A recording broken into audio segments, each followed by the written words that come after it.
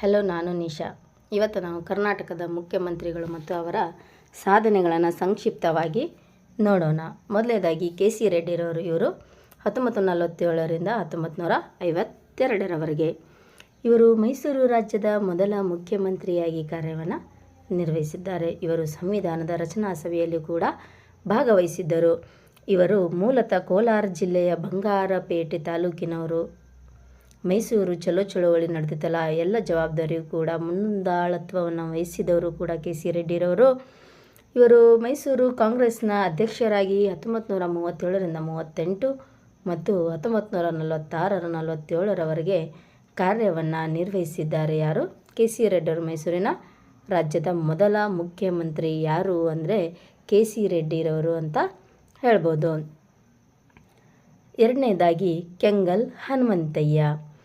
ಕೆಂಗಲ್ ಹನುಮಂತಯ್ಯರವರು ಎರಡನೇ ಮುಖ್ಯಮಂತ್ರಿ. 1952ರ March 30 August 1952ರಿಂದ 56ರವರೆಗೆ ಇವರು ವಿಧಾನಸೌಧವನ್ನು ಕೂಡ ವಿಧಾನಸೌಧವನ್ನು ನಿರ್ಮಿಸಿದವರು ಕೆಂಗಲ್ ಹನುಮಂತಯ್ಯವರು. ಇವರು ಕೇಂದ್ರದಲ್ಲಿ ರೈಲ್ವೆ ಸಚಿವರಾಗಿಯೂ ಕಾರ್ಯವನ್ನು ನಿರ್ವಹಿಸಿದ್ದರು ಮತ್ತು ಕೆಂಗಲ್ ಹನುಮಂತಯ್ಯನವರು ಸಂವಿಧಾನ ರಚನಾ ಸಭೆಯ ಸದಸ್ಯರಾಗಿಯೂ ಕೂಡ ಅವರು ಕಾರ್ಯವನ್ನು ನಿರ್ವಹಿಸಿದ್ದಾರೆ. ಇವರು ಮೊದಲ ಆಡಳಿತ ಸುಧಾರಣಾ ಆಯೋಗ 1966ದ ಸದಸ್ಯರಾಗಿಯೂ ಕೂಡ ಹನುಮಂತರಾಯರವರು ಕಾರ್ಯವನ್ನು ನಿರ್ವಹಿಸಿದ್ದಾರೆ. Next Kadidal ಮಂಜಪ್ಪನವರು. Kadidal ಮಂಜಪ್ಪನವರು 1956ರ August 19, 1956 August 31ರವರೆಗೆ ಇವರು ಮುಖ್ಯಮಂತ್ರಿಯಾಗಿ ಕಾರ್ಯವನ್ನು ನಿರ್ವಹಿಸಿದ್ದಾರೆ. ಇವರು ಒಂದು ಆತ್ಮಚರಿತ್ರೆಯನ್ನು ಬರೀತಾರೆ. ಯಾವುದಪ್ಪ ಅಂದರೆ ಅದು ನನಸಾಗದ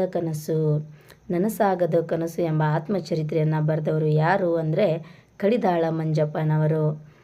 ನೆಕ್ಸ್ಟ್ S. ನಿಜಲಿಂಗಪ್ಪರವರು. ನೆಕ್ಸ್ಟ್ ಇವ್ರ ನಂತರ S. ನಿಜಲಿಂಗನಪ್ಪರವರು ಮುಖ್ಯಮಂತ್ರಿಯಾಗಿ ಆಯ್ಕೆಯಾಗ್ತಾರೆ. 1956ರಿಂದ 1958ರವರೆಗೆ ಇವರು ಮುಖ್ಯಮಂತ್ರಿಯಾಗಿ ಕಾರ್ಯವನ್ನು ನಿರ್ವಹಿಸುತ್ತಾರೆ. ಇವರನ್ನು ಆಧುನಿಕ ಕರ್ನಾಟಕದ ನಿರ್ಮಾತೃ, ಇವರನ್ನು ಏನಂತ ಕರೀತಾರೆ? ಆಧುನಿಕ ಕರ್ನಾಟಕದ ನಿರ್ಮಾತೃ ಅಂತ ಕರೀತಾರೆ. ಯಾರಿಗೆ? S. ನಿಜಲಿಂಗನಪ್ಪರವರಿಗೆ. ಮತ್ತು ಇವರು ಏಕೀಕರಣ ಚಳುವಳಿಗೆ ಹೋರಾಡಿದವರು. ಮೈಸೂರು ಏಕೀಕರಣವಾದ ಸಂದರ್ಭದಲ್ಲಿಯೂ ಕೂಡ ಇವರು ಮುಖ್ಯಮಂತ್ರಿಯಾಗಿದ್ದರು. ಮೈಸೂರು ಏಕೀಕರಣ ಆಗಿತ್ತಲ್ಲ, ಆ ಸಂದರ್ಭದಲ್ಲಿ ಇವರು ಮುಖ್ಯಮಂತ್ರಿಯಾಗಿದ್ದರು. ಮತ್ತು 1968ರಲ್ಲಿ ಹೈದರಾಬಾದ್ನಲ್ಲಿ ಏನು ನಡೀತದಲ್ಲ ಇಂಡಿಯನ್ ನ್ಯಾಷನಲ್ ಕಾಂಗ್ರೆಸ್, ಅದರ ಅಧ್ಯಕ್ಷರಾಗಿಯೂ ಕೂಡ ಅವರು. ಮತ್ತು 1968ರಲ್ಲಿ ಗುಜರಾತಿನಲ್ಲಿ ನಡೆದ INC ಎಂಬ ಸಭೆ ನಡೀತದಲ್ಲ, ಅಲ್ಲೂ ಕೂಡ ಅಧ್ಯಕ್ಷರಾಗಿ ಇವರು ಆಯ್ಕೆ ಆಗ್ತಾರೆ. Next BD ಜತ್ತಿಯವರು. 1958ರಿಂದ 1962ರವರೆಗೆ ಇವರು ಮುಖ್ಯಮಂತ್ರಿಯಾಗಿರ್ತಾರೆ. ಭಾರತದ 5ನೇ ಉಪರಾಷ್ಟ್ರಪತಿಯಾಗಿ ಮತ್ತು ಹಂಗಾಮಿ ರಾಷ್ಟ್ರಪತಿಯಾಗಿ ಇವರು ಕಾರ್ಯವನ್ನು ನಿರ್ವಹಿಸಿದ್ದಾರೆ. SR ಕಂಠೀರವರು. ನಂತರ ಮಾರ್ಚ್ 11, 1962, ಜೂನ್ 20, 1962ರವರೆಗೆ ಇವರು ಕೂಡ ಮುಖ್ಯಮಂತ್ರಿಯಾಗಿ ಕಾರ್ಯನಿರ್ವಹಿಸುತ್ತಾರೆ. ನಂತರ S. ನಿಜಲಿಂಗಪ್ಪರವರು ಬರ್ತಾರೆ. ಇವರು ಮೇ 29, 1968 ಕೂಡ ಇವರು ಮುಖ್ಯಮಂತ್ರಿಯಾಗಿ ಕಾರ್ಯನಿರ್ವಹಿಸುತ್ತಾರೆ. ನಂತರ ವೀರೇಂದ್ರ ಪಾಟೀಲ್ರವರು ಬರ್ತಾರೆ. ನೆಕ್ಸ್ಟ್ ವೀರೇಂದ್ರ ಪಾಟೀಲ್ರವರು ಮೇ 29, 1968, ಮಾರ್ಚ್ 18, 1971ರವರೆಗೆ ಇವರು ಮುಖ್ಯಮಂತ್ರಿಯಾಗಿ ಕಾರ್ಯವನ್ನು ನಿರ್ವಹಿಸುತ್ತಾರೆ. ಇವರ ಕಾಲದಲ್ಲಿ 1971ರಲ್ಲಿ ಮೊದಲ ಬಾರಿಗೆ ಕರ್ನಾಟಕದಲ್ಲಿ ತುರ್ತು ಪರಿಸ್ಥಿತಿ ಕೂಡ ಹೇರಲಾಗಿತ್ತು. ಮತ್ತು ಇವರು ನವೆಂಬರ್ 30, 1989, ಆಗಸ್ಟ್ 10, 1990ರವರೆಗೆ ಇವರು ಮುಖ್ಯಮಂತ್ರಿಗಳಾಗಿ ವೀರೇಂದ್ರ ಪಾಟೀಲ್ರವರು ಕಾರ್ಯವನ್ನು ನಿರ್ವಹಿಸುತ್ತಾರೆ. ನೆಕ್ಸ್ಟ್ ಯಾರು ಬರ್ತಾರೆ ಅಂದರೆ D. ದೇವರಾಜ ಅರಸರು. ಇವರು 1972ರಿಂದ 77ರವರೆಗೆ ಮುಖ್ಯಮಂತ್ರಿಗಳಾಗ್ತಾರೆ. ಮೈಸೂರು ರಾಜ್ಯ 1973ರಲ್ಲಿ ನವೆಂಬರ್ 1ರಂದು ಕರ್ನಾಟಕ ಎಂದು ನಾಮಕರಣ ಏನು ಸಂದರ್ಭ ಇದೆಯಲ್ಲ, ಆ ಕರ್ನಾಟಕ ಎಂದು ನಾಮಕರಣದ ಸಂದರ್ಭದಲ್ಲಿ D. ದೇವರಾಜ ಅರಸರು ಮುಖ್ಯಮಂತ್ರಿಗಳಾಗಿ ಆಯ್ಕೆಯಾಗ್ತಾರೆ. ಉಳುವವನೇ ಭೂ ಒಡೆಯ ಎಂಬ ಕಾನೂನು ಕೂಡ ಜಾರಿಗೆ ತಂದವರು ಯಾರಂದರೆ D. ದೇವರಾಜ ಅರಸರು. ಉಳುವವನೇ ಭೂ ಒಡೆಯ ಎಂಬ ಕಾನೂನು ಜಾರಿಗೆ ತರ್ತಾರೆ. 1974ರಲ್ಲಿ ಭೂ ಸುಧಾರಣಾ ಮಂಡಳಿ ಕೂಡ ಇವರು ರಚಿಸುತ್ತಾರೆ. ಇವರು ಭಾಗ್ಯ ಜ್ಯೋತಿ ಯೋಜನೆಯನ್ನು ಜಾರಿಗೆ ತಂದರು ಮತ್ತು ಇವರು ದೀರ್ಘಾವಧಿ ಆಳ್ವಿಕೆ ಮಾಡಿದರು. ಅಂದರೆ ಇವರು ಮುಖ್ಯಮಂತ್ರಿ ದೀರ್ಘಾವಧಿ ಕಾಲ ಅಂದರೆ ರಾಜ್ಯದ ಮುಖ್ಯಮಂತ್ರಿಯಾಗಿ ಕಾರ್ಯವನ್ನು ನಿರ್ವಹಿಸಿದ್ದಾರೆ. ಹಿಂದುಳಿದವರ ಶ್ರೇಯಾಭಿವೃದ್ಧಿಗೆ ಶ್ರಮಿಸಿದ್ದರಿಂದ ಇವರನ್ನು ಹಿಂದುಳಿದ ವರ್ಗದ ಹರಿಕಾರ ಅಂತ ಕೂಡ ಡಿ ದೇವರಾಜ ಅರಸರಿಗೆ ಹಿಂದುಳಿದ ವರ್ಗದ ಹರಿಕಾರ ಅಂತ ಕರೆಯುತ್ತಾರೆ. 2015ನೇ ವರ್ಷವು ಡಿ ದೇವರಾಜ ಅರಸರು ಅವರ ಜನ್ಮ ಶತಮಾನ ವರ್ಷವಾಗಿದ್ದು, ಈ ಹಿನ್ನೆಲೆಯಲ್ಲಿ ಇವರ ಹುಟ್ಟಿದ ಗ್ರಾಮ ಇದೆಯಲ್ಲ ಮೈಸೂರು ಜಿಲ್ಲೆಯ ಹುಣಸೂರು ತಾಲೂಕು, ಅದರಲ್ಲಿ ಪಿ ಕಲ್ಲಹಳ್ಳಿಯನ್ನು ದತ್ತು ಗ್ರಾಮವಾಗಿ ತೆಗೆದುಕೊಳ್ಳಲಾಗಿತ್ತು. ನೆಕ್ಸ್ಟ್ ಆರ್ ಗುಂಡೂರಾವ್ರವರು 1980ರಿಂದ 83ರವರೆಗೆ ಇವರು ಕರ್ನಾಟಕದ ಮೈಸೂರಿನಲ್ಲಿ ಕಲಾಮಂದಿರವನ್ನು ಕಟ್ಟಿಸಿದರು. ಇವರು 1980ರಿಂದ 1983ರವರೆಗೆ ಮುಖ್ಯಮಂತ್ರಿಗಳಾಗಿ ಕಾರ್ಯವನ್ನು ನಿರ್ವಹಿಸಿದ್ದಾರೆ. ಇವರು ಬೆಂಗಳೂರಿನಲ್ಲಿ ಮೆಜೆಸ್ಟಿಕ್ಕನ್ನು ಕಟ್ಟಿಸಿದವರು ಯಾರಂದರೆ ಆರ್ ಗುಂಡೂರಾವ್ರವರು. ಮೆಜೆಸ್ಟಿಕ್ಕನ್ನು ಕಟ್ಟಿಸಿದವರು ಆರ್ ಗುಂಡೂರಾವ್ರವರು. ನೆಕ್ಸ್ಟ್ ರಾಮಕೃಷ್ಣ ಹೆಗಡೆರವರು 1983ರಿಂದ 88ರವರೆಗೆ. ಇವರು ಕೂಡ ನಿರಂತರವಾಗಿ 3 ಬಾರಿ ಕರ್ನಾಟಕದ ಮುಖ್ಯಮಂತ್ರಿಗಳಾಗಿರ್ತಾರೆ. ನೋಡಿ, ರಾಮಕೃಷ್ಣ ಹೆಗಡೆರವರು 3 ಬಾರಿ ಸತತವಾಗಿ ಮುಖ್ಯಮಂತ್ರಿಗಳಾಗಿ ಕಾರ್ಯವನ್ನು ನಿರ್ವಹಿಸಿದ್ದಾರೆ. ಕಾಂಗ್ರೆಸ್ಸೇತರ ಮೊದಲ ಮುಖ್ಯಮಂತ್ರಿ ಕೂಡ ಯಾರು? ರಾಮಕೃಷ್ಣ ಹೆಗಡೆರವರು. ಇವರು ಮೌಲ್ಯ ಆಧಾರಿತ ರಾಜಕಾರಣ ಎಂಬ ಪದವನ್ನು ಕೂಡ ಬಳಕೆ ಮಾಡಿದರು. 1985ರ ಮೊದಲ ವಿಶ್ವ ಕನ್ನಡ ಸಮ್ಮೇಳನ ನಡೆದಿತ್ತು. ಆ ಸಮ್ಮೇಳನದಲ್ಲಿ ಮೈಸೂರಿನಲ್ಲಿ ಇವರ ಕಾಲದಲ್ಲಿ ಕೂಡ ಅದು ಜರುಗಿತ್ತು. ಇವರು ವಿ.ಪಿ. ಸಿಂಗ್ರವರ ಆಡಳಿತದ ಅವಧಿಯನ್ನು ಯೋಜನಾ ಆಯೋಗದ ಉಪಾಧ್ಯಕ್ಷರಾಗಿ ಕಾರ್ಯವನ್ನು ನಿರ್ವಹಿಸಿದ್ದಾರೆ. 1983ರ ಕರ್ನಾಟಕ ಪಂಚಾಯತ್ ರಾಜ್ಯ ಕಾಯ್ದೆ ಜಾರಿಗೆ ಯಾವಾಗ ಬಂತು? 1985. 1984ರ ಲೋಕಾಯುಕ್ತ ಕಾಯ್ದೆಯನ್ನು ಮತ್ತು 1985ರಲ್ಲಿ ಜಾರಿಗೆ ತಂದ ಲೋಕಾಯುಕ್ತವನ್ನು ಸ್ಥಾಪಿಸಿದರು ಇವರು. ನೆಕ್ಸ್ಟ್ ಎಸ್ ಆರ್ ಬೊಮ್ಮಾಯಿರವರು 1988ರಿಂದ 1989, 1 ವರ್ಷ. ಬೊಮ್ಮಾಯಿಯವರು ಆಡಳಿತದ ಅವಧಿಯ ಸರ್ಕಾರದ ಸಂದರ್ಭದಲ್ಲಿ ರಾಷ್ಟ್ರಪತಿ ಆಡಳಿತವನ್ನು ಜಾರಿಗೆ ಕೂಡ ಅವರು ಗೊಳಿಸಲಾಯಿತು. ಅಂದಿನ ರಾಜ್ಯಪಾಲರಾಗಿ ಕೂಡ ವೆಂಕಟ ಸುಬ್ಬಯ್ಯನವರು ರಾಷ್ಟ್ರಪತಿ ಆಡಳಿತವನ್ನು ಜಾರಿಗೆ ತಂದಿದ್ದು ಎಸ್ ಆರ್ ಬೊಮ್ಮಾಯಿರವರು ನ್ಯಾಯಾಲಯದಲ್ಲಿ ಪ್ರಶ್ನಿಸಿದ್ದರು. ಇವರ ಪ್ರಕರಣದಲ್ಲಿ ಅನೇಕ ಸುಪ್ರೀಂ ಕೋರ್ಟ್ ರಾಜ್ಯಪಾಲರು ಕಾರ್ಯಕ್ರಮಗಳಿದ್ದನ ಎಲ್ಲ ಕಾರ್ಯಕ್ರಮಗಳನ್ನು ಕೂಡ ಖಂಡಿಸಿದರು. ಈ ಪ್ರಕರಣವು ಬೊಮ್ಮಾಯಿ ಪ್ರಕರಣ ಅಂತ ಕೂಡ ಕರೆಯುತ್ತಾರೆ. ಅಂದರೆ ಸುಪ್ರೀಂ ಕೋರ್ಟ್ದಲ್ಲಿ ಪ್ರಶ್ನಿಸಿದ್ದರು. ಆ ರಾಜ್ಯಪಾಲರ ಕ್ರಮವನ್ನು ಖಂಡಿಸಿದ್ದಕ್ಕೆ ಇವರ ಪ್ರಕರಣವನ್ನು ಬೊಮ್ಮಾಯಿ ಪ್ರಕರಣವೆಂದು ಕೂಡ ಪ್ರಸಿದ್ಧವಾಗಿದೆ. ನೆಕ್ಸ್ಟ್ ಎಸ್ ಬಂಗಾರಪ್ಪನವರು. ಇವರು 1990ರಿಂದ 92ರವರೆಗೆ ಇವರು ಮುಖ್ಯಮಂತ್ರಿಗಳಾಗಿ ಕಾರ್ಯವನ್ನು ನಿರ್ವಹಿಸುತ್ತಾರೆ.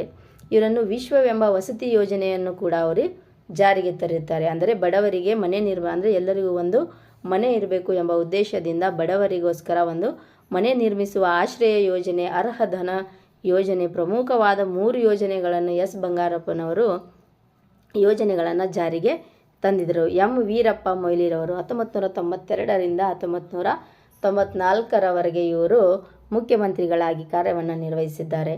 ಇವರ ಕಾಲದಲ್ಲಿ ಕರ್ನಾಟಕದಲ್ಲಿ 1993ರ ಕರ್ನಾಟಕ ಪಂಚಾಯತ್ ರಾಜ್ಯ ಕಾಯ್ದೆಯನ್ನು ಜಾರಿಗೆ ತಂದಿದ್ದರು. ಆ ಜಾರಿಗೆ ತಂದಿದ್ದಲ್ಲಿ ಕರ್ನಾಟಕದಲ್ಲಿ CET ಪದ್ಧತಿಯನ್ನು ಕೂಡ ಜಾರಿಗೆ ತಂದು ಮತ್ತು ಇವರು ಒಂದು ಶ್ರೀರಾಮಾಯಣ ಮಹಾ ಅನ್ವೇಷಣಂ ಕೃತಿಗೆ ಕೂಡ 2014ರ ಸರಸ್ವತಿ ಸನ್ಮಾನ ಪ್ರಶಸ್ತಿಯನ್ನು ಇವರಿಗೆ ದೊರಕಿದ್ದು, ಕೇಂದ್ರದಲ್ಲಿ ಪೆಟ್ರೋಲಿಯಂ ಕಾರ್ಪೊರೇಟರ್ ವ್ಯವಹಾರ ಕಾನೂನು ಸಚಿವರಾಗಿ ಕಾರ್ಯನಿರ್ವಹಿಸಿದ್ದಾರೆ. ಇವರು ಚಿಕ್ಕಬಳ್ಳಾಪುರ ಲೋಕಸಭಾ ಕ್ಷೇತ್ರದಿಂದ ಆಯ್ಕೆಯಾಗಿದ್ದರು. 2007ರ ಇವರಿಗೆ ಮೂರ್ತಿ ದೇವಿ ಪ್ರಶಸ್ತಿ ಕೂಡ ಎಂ ವೀರಪ್ಪ ಮೊಯ್ಲಿರವರಿಗೆ ದೊರಕಿದೆ. ಎಚ್ ಡಿ ದೇವೇಗೌಡರು 1994-1996 ಇವರು ಭಾರತದ ಪ್ರಧಾನಿಯಾದ ಮೊದಲ ಕನ್ನಡಿಗ ಅಂತ ಹೇಳ್ಬೋದು. ದೇವೇಗೌಡರು 1994ರಿಂದ 1996ರವರೆಗೆ ಕರ್ನಾಟಕದ ಮುಖ್ಯಮಂತ್ರಿಗಳಾಗಿ ಕಾರ್ಯವನ್ನು ಎಚ್ ಡಿ ದೇವೇಗೌಡರವರು ಕಾರ್ಯವನ್ನು ನಿರ್ವಹಿಸಿದ್ದಾರೆ. ಲೋಕೋಪಯೋಗಿ ಇಲಾಖೆ ಮತ್ತು ಸಚಿವರಾಗಿಯೂ ಕೂಡ ಅವರು ಕಾರ್ಯವನ್ನು ನಿರ್ವಹಿಸಿದ್ದಾರೆ. ರಾಜ್ಯಸಭೆಯ ಸದಸ್ಯರಾಗಿಯೂ ಕೂಡ ಅವರು ಕಾರ್ಯವನ್ನು ಆಯ್ಕೆಯಾಗಿರ್ತಾರೆ. ಅಂದರೆ ರಾಜ್ಯಸಭೆ ಸದಸ್ಯರಾಗಿ ಆಯ್ಕೆಯಾಗಿರ್ತಾರೆ. JH ಪಟೇಲ್ರವರು 1999ಕ್ಕೆ ಇವರು ಕೂಡ ಮುಖ್ಯಮಂತ್ರಿಗಳಾಗಿ ಆಯ್ಕೆಯಾಗ್ತಾರೆ. 1967ರಲ್ಲಿ ಇವರು ಲೋಕಸಭೆಯಲ್ಲಿ ಕನ್ನಡದಲ್ಲಿ ಮಾತನಾಡಿದ ಮೊದಲಿಗರು ಮತ್ತು 1996ರಿಂದ 1999ರವರೆಗೆ 15ನೇ ಮುಖ್ಯಮಂತ್ರಿಗಳಾಗಿ ಕಾರ್ಯವನ್ನು ನಿರ್ವಹಿಸಿದವರು JH ಪಟೇಲ್ರವರು. Next S M. ಕೃಷ್ಣ. ಇವರು 1999ರಿಂದ 2004ರವರೆಗೆ ಮುಖ್ಯಮಂತ್ರಿಗಳಾಗಿ ಆಯ್ಕೆಯಾಗ್ತಾರೆ. ಇವರು ವೀರಪ್ಪ ಮೊಯ್ಲಿರವರ ಮುಖ್ಯಮಂತ್ರಿ ಆಗಿರ್ತಾರಲ್ಲ, ಅವಾಗೆ ಮೊದಲ ಉಪಮುಖ್ಯಮಂತ್ರಿಯಾಗಿ ಕಾರ್ಯವನ್ನು ನಿರ್ವಹಿಸಿದ್ದಾರೆ. ಯಾರು? ಎಸ್.ಎಂ. ಕೃಷ್ಣರವರು. ಇವರು ಮಹಾರಾಷ್ಟ್ರದ ರಾಜ್ಯಪಾಲರಾಗಿಯೂ ಮತ್ತು ಕೇಂದ್ರದಲ್ಲಿ ವಿದೇಶಾಂಗ ಸಚಿವರಾಗಿಯೂ ಕೂಡ ಅವರು ಕಾರ್ಯವನ್ನು ನಿರ್ವಹಿಸಿದ್ದಾರೆ. ಇವರು ರಾಜ್ಯಸಭೆಯ ವಿಧಾನಸಭೆಯ ಸಭಾಪತಿಗಳಾಗಿ ಕೂಡ ಅವರು ಎಸ್.ಎಂ. ಕೃಷ್ಣರವರು ಕಾರ್ಯವನ್ನು ನಿರ್ವಹಿಸಿದ್ದಾರೆ. ಇವರ ಮುಖ್ಯಮಂತ್ರಿಯಾಗಿದ್ದಾಗ ಯಶಸ್ವಿನಿ ಯೋಜನೆಯನ್ನು ಜಾರಿಗೆ ತರ್ತಾರೆ. ಅಂದರೆ ಬಡವರಿಗೆ ಉಚಿತವಾಗಿ ಶಸ್ತ್ರಚಿಕಿತ್ಸೆ ನೀಡುವ ಯೋಜನೆಯನ್ನು ಜಾರಿಗೆಗೊಳಿಸ್ತಾರೆ ಮತ್ತು ಗಣಕೀಕೃತ ದಾಖಲೆ ನೀಡಿದ ಭೂಮಿ ಯೋಜನೆಯನ್ನು ಕೂಡ ಎಸ್.ಎಂ.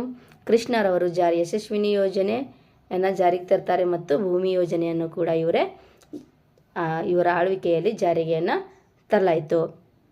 ನೆಕ್ಸ್ಟ್ ಧರ್ಮ್ ಸಿಂಗ್ 2004ರಿಂದ 2006. ಈ ಧರ್ಮ್ ಸಿಂಗ್ರವರು ಕಾಂಗ್ರೆಸ್ ಮತ್ತು JDSನ ಮೈತ್ರಿಯ ಸರ್ಕಾರದ ಮುಖ್ಯಮಂತ್ರಿಗಳಾಗಿ ಇವರು ಕಾರ್ಯವನ್ನು ನಿರ್ವಹಿಸಿದ್ದಾರೆ. ಯಾರು? ಧರ್ಮ್ ಸಿಂಗ್ರವರು. Next H.D. ಕುಮಾರಸ್ವಾಮಿ 2006ರಿಂದ 2007. JDS ಮತ್ತು BJP ಸಮ್ಮಿಶ್ರ ಸರ್ಕಾರ ನಡೀತದೆ. ಆ ಸಮ್ಮಿಶ್ರ ಸರ್ಕಾರದಲ್ಲಿ ಮುಖ್ಯಮಂತ್ರಿಗಳಾಗಿ ಇವರು ಕಾರ್ಯವನ್ನು ನಿರ್ವಹಿಸಿದ್ದರು. ಇವರು ಅಧಿಕಾರಾವಧಿಯಲ್ಲಿ ಗ್ರಾಮ ವಾಸ್ತವ ಕಾರ್ಯಕ್ರಮ ಜನತಾ ದರ್ಶನವನ್ನು ಕೈಗೊಂಡಿದ್ದರು. ಯಾರು? H.D. ಕುಮಾರಸ್ವಾಮಿಯವರು. ನೆಕ್ಸ್ಟ್ ಯಡಿಯೂರಪ್ಪ 2007ರಿಂದ 2007 ನವೆಂಬರ್ 19ರವರೆಗೆ ಕೂಡ ಅವರು ಮುಖ್ಯಮಂತ್ರಿ ಆಗ್ತಾರೆ. ನೆಕ್ಸ್ಟ್ ಮತ್ತೆ ಯಾರಾಗ್ತಾರೆ ಅಂದರೆ B.S. ಯಡಿಯೂರಪ್ಪನವರು ಆಗ್ತಾರೆ. 2008 ಮೇ 28ರಿಂದ 2011 ಜುಲೈ 31ರವರೆಗೆ ಇವರು ಅಧಿಕಾರದ ಅವಧಿಯಲ್ಲಿ ಭಾಗ್ಯಲಕ್ಷ್ಮಿ ಮತ್ತು ಶಾಲಾ ಮಕ್ಕಳಿಗೆ ಉಚಿತ ಸೈಕಲ್ ವಿತರಣೆಯನ್ನು ಕಾರ್ಯಕ್ರಮಗಳನ್ನು B.S. ಯಡಿಯೂರಪ್ಪರವರು ಮೊದಲ ಬಾರಿಗೆ ಜಾರಿಗೆಯನ್ನು ತರ್ತಾರೆ. ಮೊದಲ ಬಾರಿಗೆ ಕೃಷಿ ಬಜೆಟನ್ನು ಕೂಡ ಪ್ರತ್ಯೇಕವಾಗಿ ಮಂಡಿಸಿದವರು ಯಾರಪ್ಪ ಅಂದರೆ B.S. ಯಡಿಯೂರಪ್ಪನವರು. Next D.V. ಸದಾನಂದ ಗೌಡರು 2011 2012ರವರೆಗೆ. ಈ D.V. ಸದಾನಂದ ಗೌಡರವರು ಸಕಾಲ ಯೋಜನೆಯನ್ನು ಕರ್ನಾಟಕದಲ್ಲಿ ಜಾರಿಗೊಳಿಸ್ತಾರೆ. ಎಲ್ಲಿ? ಸಕಾಲ ಯೋಜನೆಯನ್ನು ಕರ್ನಾಟಕದಲ್ಲಿ ಮೊಟ್ಟ ಮೊದಲವರು ಜಾರಿಗೆಯನ್ನು ಗೊಳಿಸುತ್ತಾರೆ. ಮತ್ತು ಇವರು ಕೇಂದ್ರದಲ್ಲಿ ರೈಲ್ವೆ ಸಚಿವರು ಕೂಡ ಮತ್ತು ಕಾನೂನಿನ ಸಚಿವರಾಗಿಯೂ ಕೂಡ ಅವರು ಕಾರ್ಯವನ್ನು ನಿರ್ವಹಿಸಿದ್ದಾರೆ. ನೆಕ್ಸ್ಟ್ ಜಗದೀಶ್ ಶೆಟ್ಟರ್ ಅವರು 2012ರಿಂದ 2013ರವರೆಗೆ ಇವರು ಕೂಡ ಮುಖ್ಯಮಂತ್ರಿಗಳಾಗ್ತಾರೆ. ಇವರು ವಿಧಾನಸಭೆಯಲ್ಲಿ ಸಭಾಪತಿಗಳಾಗಿ ಕಾರ್ಯವನ್ನು ಜಗದೀಶ್ ಶೆಟ್ಟರ್ ಅವರು ಕಾರ್ಯವನ್ನು ನಿರ್ವಹಿಸಿದ್ದಾರೆ. ನೆಕ್ಸ್ಟ್ ಸಿದ್ದರಾಮಯ್ಯರವರು 2013ರಿಂದ 2018ರವರೆಗೆ. ಇವರು ಕರ್ನಾಟಕದಲ್ಲಿ ಅತಿ ಹೆಚ್ಚು ಬಜೆಟನ್ನು ಅಂದರೆ ಇವರ ಆಳ್ವಿಕೆಯಲ್ಲಿ ಅಂದರೆ ಅತಿ ಹೆಚ್ಚು ಬಜೆಟನ್ನು ಮಂಡಿಸಿ ಎಷ್ಟು ಬಾರಿಯಪ್ಪ ಅಂದರೆ 13 ಬಾರಿ ಮಂಡಿಸಿದ್ದು. ಅಂದರೆ ಬಜೆಟನ್ನು 13 ಬಾರಿ ಮಂಡಿಸಿದವರು ಕರ್ನಾಟಕದ ಉಪಮುಖ್ಯಮಂತ್ರಿಗಳಾಗಿ ಕೂಡ ಇವರು ಕಾರ್ಯವನ್ನು ನಿರ್ವಹಿಸಿದರು. ಇವರು ಅನ್ನಭಾಗ್ಯ, ಮನಸ್ವಿನಿ, ಕ್ಷೀರಭಾಗ್ಯ, ಶಾದಿ ಭಾಗ್ಯ ಸರಣಿ ಕಾರ್ಯಕ್ರಮಗಳನ್ನು ಕೂಡ ಇವರು ಜಾರಿಗೆಯನ್ನು ತಂದಿದ್ದಾರೆ. ನೆಕ್ಸ್ಟ್ ಮತ್ತೆ ಯಾರಾಗ್ತಾರೆ? B.S. ಯಡಿಯೂರಪ್ಪರ ಮತ್ತೆ ಮುಖ್ಯಮಂತ್ರಿಗಳಾಗ್ತಾರೆ 2018ರಿಂದ 2018 ಮೇ 19ರವರೆಗೆ. ಇವರು 54 ಗಂಟೆ ಅಲ್ಪಾವಧಿಯ ಮುಖ್ಯಮಂತ್ರಿ ಯಾರಾಗಿದ್ದರು ಅವಾಗ? B.S. ಯಡಿಯೂರಪ್ಪನವರು. ಇವರ ನಂತರ ಮತ್ತೆ H.D. ಕುಮಾರಸ್ವಾಮಿಯವರು ಮತ್ತೆ ಮುಖ್ಯಮಂತ್ರಿಗಳಾಗಿ ಆಯ್ಕೆಯಾಗ್ತಾರೆ 2018 ಮೇ 23, 2019 ಜುಲೈ 23ರವರೆಗೆ. ಬಡವರ ಬಂಧು ಯೋಜನೆ ಮತ್ತು ರೈತರ ಸಾಲ ಮನ್ನಾ ಮಾಡಬೇಕು ಅಂತ ಯೋಜನೆಯನ್ನು ಜಾರಿಗೆ ತಂದವರು ಕೂಡ H.D. ಕುಮಾರಸ್ವಾಮಿ. ತಮ್ಮ ಆಳ್ವಿಕೆಯಲ್ಲಿ ಇವರು ಬಡವರ ಬಂಧು ಯೋಜನೆ ಮತ್ತು ರೈತರ ಸಾಲವನ್ನು ಮನ್ನಾ ಮಾಡಬೇಕು ಅಂತ ಕೂಡ ಅವರು ಯೋಜನೆಗಳನ್ನು ಜಾರಿಗೆ ತರ್ತಾರೆ. ನಂತರ ಮತ್ತೆ B.S. ಯಡಿಯೂರಪ್ಪರವರು 2019 ಜುಲೈ 26ರಿಂದ ಮತ್ತೆ ಕರ್ನಾಟಕದ ಮುಖ್ಯಮಂತ್ರಿಗಳಾಗಿ ಅಧಿಕಾರವನ್ನು ಅವರು ಸ್ವೀಕರಿಸುತ್ತಾರೆ. ನಂತರ ಮತ್ತೆ ಯಾರು ಬರ್ತಾರೆ? ಬಸವರಾಜ ಬೊಮ್ಮಾಯಿರವರು ಮತ್ತೆ ಮುಖ್ಯಮಂತ್ರಿಗಳಾಗಿ ಆಯ್ಕೆಯಾಗ್ತಾರೆ 2019ರಿಂದ 2021ರವರೆಗೆ. 19ರಿಂದ 21ರವರೆಗೆ ಆಯ್ಕೆಯಾಗ್ತಾರೆ. ರಾಷ್ಟ್ರೀಯ ಶಿಕ್ಷಣ ನೀತಿಯನ್ನು ದೇಶದಲ್ಲಿ ಮೊಟ್ಟ ಮೊದಲ ಬಾರಿಗೆ ರಾಜ್ಯದಲ್ಲಿ ಜಾರಿಗೆ ತಂದ ಹೆಗ್ಗಳಿಕೆ ಕೂಡ ಬಸವರಾಜ ಬೊಮ್ಮಾಯಿರವರು. ನೆಕ್ಸ್ಟ್ ಮತ್ತೆ ಯಾರಾಗ್ತಾರೆ? ಸಿದ್ದರಾಮಯ್ಯರವರು 20 ಮೇ 2023 ಅಂದರೆ ಎನ್ನೆದಿಂದ ಪ್ರಸ್ತುತ ಕರ್ನಾಟಕದ ಮುಖ್ಯಮಂತ್ರಿಗಳಾಗಿ ಅವರು ಕಾರ್ಯವನ್ನು ನಿರ್ವಹಿಸುತ್ತಿದ್ದಾರೆ. ಮತ್ತು ಈ ಸಿದ್ದರಾಮಯ್ಯವರು 5 ಗ್ಯಾರಂಟಿ ಯೋಜನೆಗಳನ್ನು ಜಾರಿಗೆ ತಂದಿದ್ದಾರೆ. ಅನೇಕ ಕಾರ್ಯಕ್ರಮಗಳನ್ನು ಕೂಡ ಅವರು ಯೋಜನೆಗಳನ್ನು ಮಾಡ್ತಾ ಹೀಗೆ ಅವರು ಪ್ರಸ್ತುತ ಕರ್ನಾಟಕದ ಮುಖ್ಯಮಂತ್ರಿಗಳಾಗಿ ಕಾರ್ಯವನ್ನು ನಿರ್ವಹಿಸುತ್ತಾರೆ. Please my channel share, like and subscribe. Thank you.